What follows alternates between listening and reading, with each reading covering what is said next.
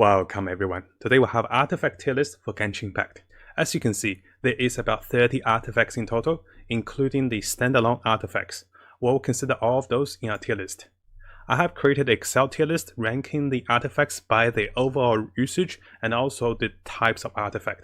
I find it difficult to compare the healing artifact and the mana gain or the energy gain artifact compared to the attack artifact. So in order to compare them, I have categorized them into support, DPS, and followed by tank and healer. This way it will give us a better comparison and allow us to understand what are the best choices we can have with the 2 set and 4 sets. There are also 4 very special artifacts which can be obtained from fighting the rock bosses with the elementals. Those are the Tiara of Thunder, Frost, Fire, and Torrent. Those artifacts reduce the time affected by the associative elements. Those artifacts are one-piece artifacts, so you just have one, you have this effect. And the potential roles for the headpiece of artifact include attack, defense, HP, elemental mastery, critical rate, critical damage, and healing bonus. Now, if you want a detailed guide on the main stats and substats on the artifacts and how they work, make sure you check my previous guide because I went detail for those stats and I showed you guys how to get the most stats out of the artifacts. Now, before we jump in with the ranking of each artifact, I want to highlight the stats of character with you guys, the attack stats especially, followed by the elemental mastery, and also if you go into the details, you can see the critical rate, critical damage, healing bonus. Why do we want to look at those is because those will determine the factors for which artifact is better than the other one. Currently, there are a few types of attack. There is base attack, there is attack percentage, also flat attack stats. For example, for my Jin over here, her spell damage with eminal damage is 365%, and this is multiplied on her current attack. And if we come back over here, you can see that her base attack is about 1400, and this will be multiplied by 3.6 times. And of course, this will consider the other source of damage, elemental damage for the elemental combinations. This will also consider her eminal damage bonus if she has any. And lastly, what always calculates is going to be the critical rate and critical damage for all sorts of attack. Now, out of the 30 available artifacts, there are 15 DPS type of artifact.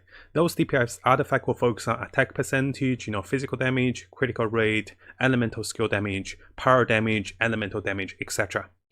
Now, under each type of artifacts, I have ranked them from 1 to 9, 1 being the lowest and 9 being the highest. Keep in mind, this is more of a personal preference. The numbers can change, and what I can do is I'll share this particular Excel file with you guys on Discord. So if you guys come to our Discord channel and come to the tips and guide section, what you can see is I have actually pinned the Excel file for you guys. So if you want to fill around with the numbers or try things out yourself, definitely feel free to do so. And also keep in mind, I have attached my Genshin rate and also the summary for Primogems in this Excel as well. As we get further in the game, it is likely we can collect all 4 sets of the artifacts, and this particular tier list will consider that having 4 sets of the artifact more than having 2 of this set. And this is why sometimes I'm not focusing on the 18% attack, but also the 35% increase in normal attack damage. So why did I rank the Gladiator and Berserker high enough? It's because Berserker will always work with critical rate, and critical rate will be calculated into all sorts of damage. For the Gladiator, most of our DPS units will be using normal attack. Having 80% attack and then followed by 35% normal attack is ideally the best numbers for those sets. After that, what I want to highlight on is the Gambler. If you have an elemental casting character with 20% elemental skill increase, it's quite nice. And after defeating an enemy, there's a 100% chance to remove your elemental skill CD. And although those only happens every 15 seconds, you can effectively cast multiple times, and if you time it correctly, you can double or even triple your damage output. So this is a very powerful set. Similarly, the Bloodstain set goes into physical damage. And after defeating an enemy, you'll have 0 stamina cost for the next 10 seconds. This allows us to enjoy the 50% increased charge attack damage and also no cost of using charge attack. This can be very powerful if you have the right character. Coming further down to the tier list, I have ranked some of the elemental attack bonus sets as 7. This is not because they are weaker, but rather they are more situational. So unless you have a cryo character, you're not going to use this set. Similarly for the pyro, similarly for the electric, similarly for all of the other sets. This is because unless you have the particular character, you won't use it. But if you do have a pyro character, maybe Klee, maybe the Luke, or maybe even Shaolin, you can consider this. But notice that this requires you to combine elemental synergies, so there's more requirement to those particular sets. And if there are a lot of requirements, this makes the set too specified. That is why I have ranked them as 7 over here. In comparison to the artifacts I have ranked at 9, the Braveheart and also Resolution also gives the 18% attack, so those are pretty common for 2 sets. And increased damage against enemies with 50% HP is nice, but it's slightly situational. Similarly, these 4 sets only increase the charge attack critical rate, which is not as great compared to the other ones for now. But if you're going for charge attack, those can be ranked a little higher. Now, as we're going to the lower ranking artifacts by me, you can see that those doesn't focus on particular stats. Here we're getting resistance, and on top of that, we're increasing damage to the enemy who are frozen. If you're fighting cryo monsters, those cryo monsters are kind of immune to cryo damage. So it's kind of silly to have increased cryo and then fighting cryo monsters trying to freeze them, right? And those stats are kind of conflicting. That's why I actually put them as 6. So they can be situational, but they're a little too specified on the situation. I have put Tiny Miracles as rank 4 on the artifact. This is because I'm not too sure how this interacts for now. So this one is a special one, keep that in mind. This can be really high and really good, but right now I haven't tested. So from what it says is, the higher resistance you have, the more elemental damage you will deal. So again, this comes back to the factor is you're kind of increasing your resistance to increase your damage, which is a little bit counterproductive for me. Now, as we come to the support category of the artifacts, what you're going to notice is I have ranked a few of the artifacts quite highly, and not many are ranked lowly, because if those artifacts are categorized as support artifacts, then they must have a great use for that. So for example, the Instructor is one of the best support for elemental damage. Not only you gain elemental damage, you also increase the party's elemental mastery by 120 for using the elemental spells. This is very powerful if you run a spell heavy team. And at the same time, you can go into the Novelist set with Elemental Burst, and also increase your entire party's attack damage by 20% after casting an Elemental Burst. So what you can consider is, maybe look for substats and main stats with energy gain, and as soon as you gain energy, your entire party gets a buff. Talking about energy gain, the Scholar and the Excel has some really good 2 sets effect with 20% energy gain. And on top of that, the Scholar allows us to give energy to the party's Catalyst and Bow user, and the Excel allow us to regen energy for the entire team for 6 seconds and 2 every 2 seconds.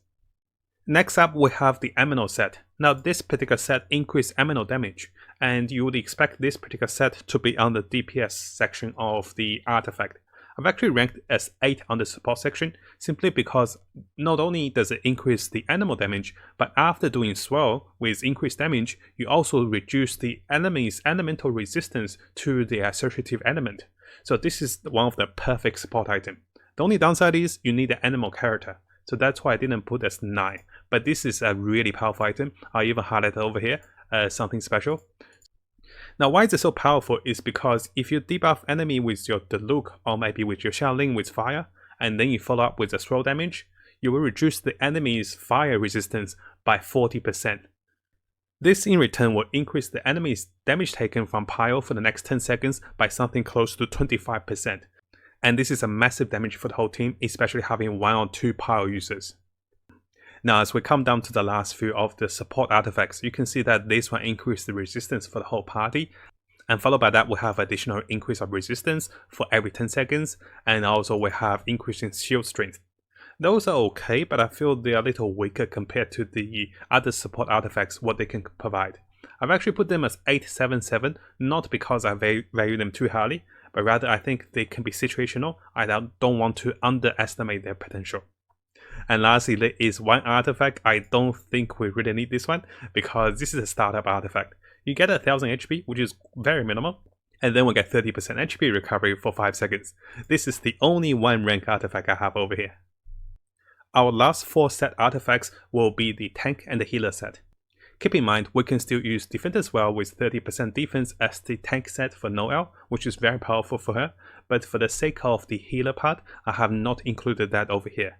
So with those artifacts, we get increased healing and we get more increased healing, and this is one of the best healer sets, pretty much. Compared to the other few, We have the defense increase by 100, we have increased healing of incoming healing, and burst damage heals you. So those two healer support set are not great. They are pretty much on par with the adventure set, they are the startup set, and you don't plan to take them into mid-game or even late game. I do not recommend the enhanced artifact of those beyond level 8. So after looking at all 30 of the available artifacts, you might be still a little confused on which one to pick. Do I go for the 2 sets or do I go for the 4 sets? In my opinion, if you have the capacity to find all 4 sets with the correct main stats, that's why I keep coming back to the main and sub stats, if those are good enough, then what you do is you go for the 4 set bonus. And those bonuses are much stronger than the 2 set. Because the 2 set are easily found and the 2 set are not as powerful as the 4 set. We can see over here for the gambler, you refresh CD. And for a lot of the other set, you are massively increase your target stats, maybe physical damage, maybe critical chance, and sometimes even the particular elemental combinations and their effectiveness. Now, in order to have the strongest artifact set in the game, what I recommend is look at some of the high rank artifacts for your particular type of character. And then what you can consider is coming over here, find the 4 sets for the flower, for the feather, for the timepiece, and also for the goblet. After that, your last piece can come back into the tiara. With a particular tiara, what you're looking at is you're looking at another 1-piece set effect. So you're having a 4-piece set effect and also 1-piece set effect. Now, of course, there's no need to go extreme and try to get double sets effect with the 1-piece artifact. What I also recommend is try to go for the 4 sets over here, and then for the last set or the last single piece, look for something that has a really good stats. What do I mean by look for something that has really good stats? Currently my Jin is using a 2-piece and a 2-piece for attack percentage, also energy recharge. I haven't gone deeper into her set pieces because I can't find something that is quite powerful for her. And you can see over here, she is using one of the gladiators set, and this is not even a 2 set. I'm using this particular piece after completing my 4 set because this piece has some of the stats I want to enjoy. I want to go for attack, critical damage, and also I wouldn't mind having HP and defense because she is also my main tank and healer. So because I can complete the 4 set, my last piece is flexible. I can try and pick for the best stats for my particular character. Now before we finish, I didn't want to go too deep into the stats for the artifacts, but those are essential in picking artifacts. What I'll do is our next video, I will go into details of how the stats works. What are the base attack percentage, critical chance, everything. I'll also show you guys the example calculations, how base attack works with elemental combos, elemental damage, and also normal attack. And what are the best elemental composition for your team. Now, if you guys haven't subscribed, this is a really good time to join us. We have a lovely community, and also I'll be looking for more news, builds, tips, and locations all about the game. And you can see my previous videos were really dedicated for Genshin Impact. As always, I wish you guys best of luck in Genshin, and also have a great time exploring this beautiful world. I'll see you guys next time. Take care, everyone.